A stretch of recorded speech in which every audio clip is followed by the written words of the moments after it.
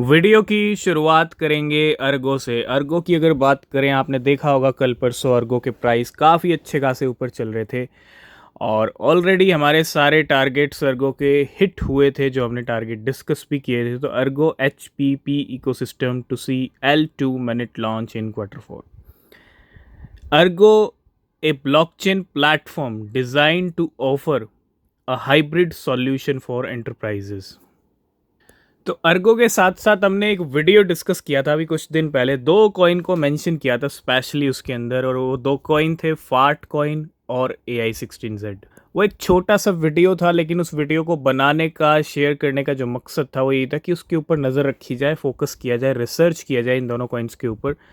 और डेफिनेटली अगर आप हमारे यूट्यूब से जुड़े हैं, टेलीग्राम से जुड़े हैं, तो वो वीडियो हमने ऑलरेडी आई थिंक 3 से 4 दिन हो चुके हैं, ठीक है। और आज वो दोनों कॉइन्स अगर आप टॉप गेनर की लिस्ट में जाओगे तो चमचमाते हुए दिखेंगे, ठीक है। ये वो लिस्ट है। अगर आपने हमारा टेलीग्राम चैनल ज्वाइन नहीं किया है तो ज्वाइन करना, ठीक है। फार्ट कॉइन सबसे ऊपर 42%, और ये 24 घंटे के रिजल्ट है। फार्ट कॉइन इससे पहले भी अच्छा पंप हो रहा था। इट मीन्स फार्ट कॉइन की ऑलमोस्ट हम 100% की रैली देख चुके हैं आफ्टर वीडियो डिस्कशन, है ना। और AI16Z को भी हम 50% के अराउंड देख चुके हैं। तो 100 से 150% का जो प्रॉफिट है आफ्टर वीडियो। तो सबसे ज़्यादा ज़रूरी है, अगर आपने यूट्यूब चैनल सब्सक्राइब नहीं किया है तो चैनल को सब्सक्राइब करना, और साथ के साथ अगर आपने टेलीग्राम चैनल को ज्वाइन नहीं किया तो वो भी सबसे ज़्यादा ज़रूरी है।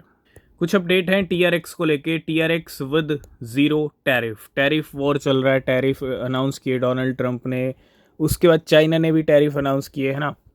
सीज़न चल रहा है टैरिफ का, तो इसी बीच कहीं ना कहीं कुछ ना कुछ इस ट्वीट के ज़रिए कहना चाह रहे हैं कि TRX विद ज़ीरो टैरिफ। एक वीडियो हमने डिस्कस किया था अभी रिसेंटली कि बिटकॉइन का टाइम आ गया $1,00,000 पे वापस जाने का। और ऐसा मैं क्यों कह रहा हूँ, क्योंकि बिटकॉइन ने जब से 1,09,000 हिट किया है तब से हम सीधा फ्लैट नीचे आए हैं। और ऐसा कभी नहीं होता कि मार्केट एकदम से फ्लैट नीचे आ जाए और वो नीचे ही रहे, ठीक है। तो जिस तरह से हमने 74 को रीटेस्ट किया है ना, 74 से हम 1,09,000 पे गए, उसी तरह से हम $1,00,000 पे भी वापस जाने वाले। और ऐसा मैं क्यों कह रहा हूँ, क्योंकि मार्केट में ऐसा पॉसिबल है। चार्ट्स की बात करूँ, सेंटीमेंट्स की बात करूँ, बहुत बड़े गेम हो गए हैं, ऑलरेडी गेम हो गए, इतने दिन हो गए, फरवरी चला गया, मार्च चला गया, और इतने बड़े डंप देख लिए मार्केट ने। तो हमेशा डंप नहीं आता रहेगा, ठीक है। तो 1,00,000 पार जाने का जो टाइम है, क्योंकि जिस तरह से ये बड़ी कैंडल आप देख रहे हो, जितनी बड़ी कैंडल ये कल बनी है ना, बिटकॉइन इसी तरह गेम करके कुछ ही कितना घंटों में ये सारा डंप एकदम क्लियर कर सकता है। एक बड़ी और कैंडल आ जाए तो क्या डंप बचेगा, क्या डंप रहेगा, ठीक है। और वो तभी होगा जब गेम हो जाएगा।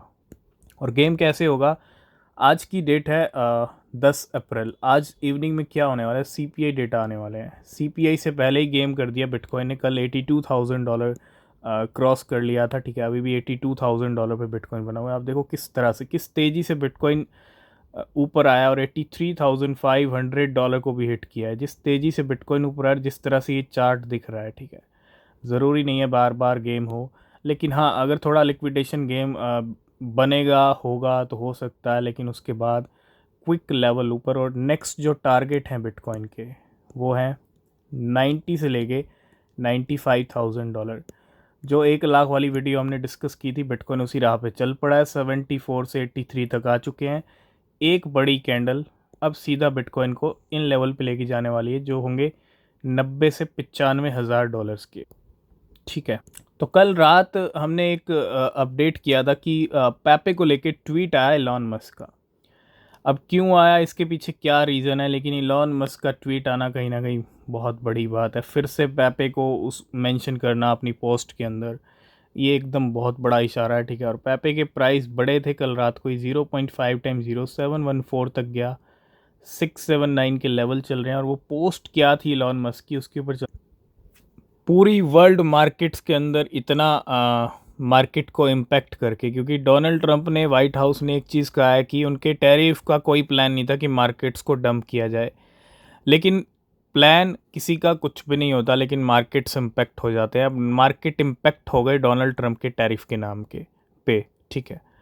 और इतना कुछ होने के बाद डोनाल्ड ट्रंप बहुत कुछ कह रहे हैं, वाइट हाउस के भी कुछ पोस्ट हैं, उन पे भी बात करेंगे। तो क्या कह रहे हैं, what a day, but more great days are coming.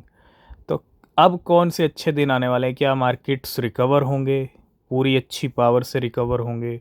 और जिस तरह से मार्केट्स गिरे हैं पिछले कई सालों के, बहुत सारे स्टॉक मार्केट्स ने भी रिकॉर्ड तोड़ दिए, तो क्या वो रिकवरी मोड भी जल्दी दिखेगा और वो भी रिकवरी मोड अच्छे रिकॉर्ड्स ब्रेक करता हुआ दिखेगा? ये देखना ज़्यादा ज़रूरी है, ठीक है।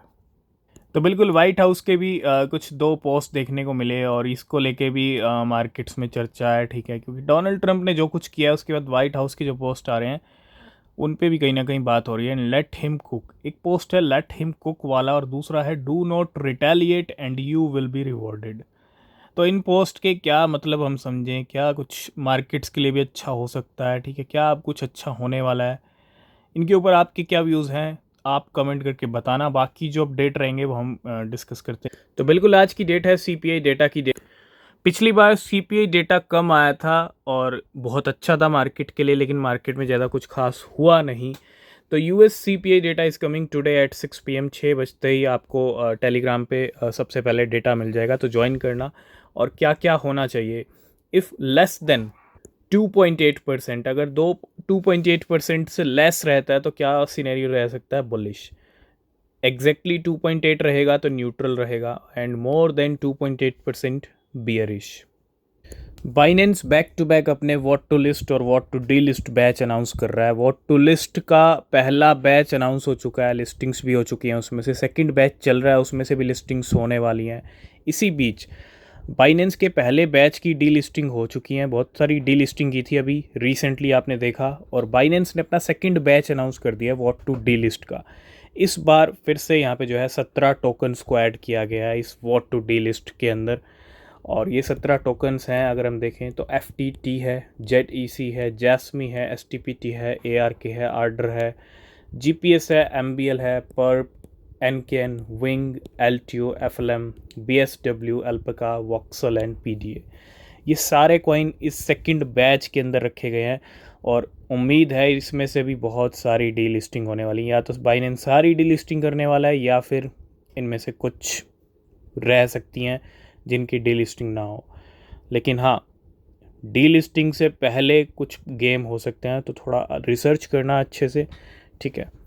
बाकी जो डी लिस्टिंग के जिसके चांसेस ज़्यादा होंगे वो अपने टेलीग्राम पे डिस्कस ज़रूर करेंगे। नेक्स्ट अपडेट है बिटकॉइन के प्रेडिक्शन को लेके। कल हमने ऑर्थर हाइस की बात की थी, उन्होंने भी एक प्रेडिक्शन बिटकॉइन के कमिंग मंथ के लिए किया था। प्रेडिक्शन है, हिट होगा नहीं होगा टाइम बताएगा, लेकिन आप अपनी रिसर्च ज़रूर करना। कार्डानो के founder, Bitcoin could hit $250,000 by late 2024। 2024 की तो बात मुझे लगता होनी नहीं चाहिए, वो तो जा चुका है, ठीक है।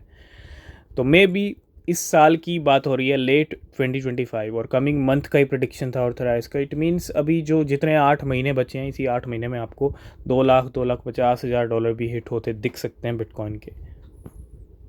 लास्ट एंड फाइनल बात करेंगे XRP की। XRP sell pressure rise on Upbit, signalling potential long term consolidation.